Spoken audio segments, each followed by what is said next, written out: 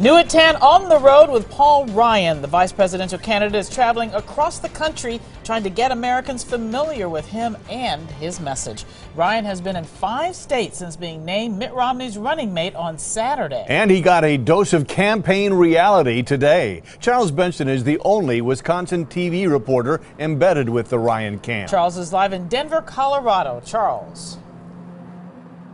And I've been with Congressman Paul Ryan ever since he was picked by Mitt Romney to be his VP candidate. And today's event was not as warm and fuzzy as those weekend rallies, but Ryan stayed on message despite efforts to throw him off his game.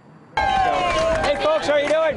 It started off as a typical day at the Iowa State Fair for Congressman Paul Ryan, a chance to meet and greet voters. Hey Jim, Paul Ryan. While a swarm of cameras and microphones followed every move by the VP candidate. He's getting ready to talk on the soapbox. It will be his first trip without Mitt Romney. This is his first jump into it flying solo. The soapbox stage is a place where politicians give their stump speech. For Ryan, it was a rough debut. We have people who are hurting this country. Stop the war on the continent! Hecklers immediately interrupted Ryan. 2 women were restrained after jumping on the stage. They fear he will drastically cut Medicare. Ryan knows it's going to be a big campaign issue. We'll play all these issues later. We'll play Stump the Running Mate later. But our job is to strengthen and protect Medicare. That's what we do. Ryan was unfazed by the hecklers. He continued talking to an overwhelming crowd of supporters. Mitt Romney and I have a plan for a stronger middle class to get this country back on track. Afterward, he told me it brought back memories of being in Wisconsin the past year. Oh, it's great.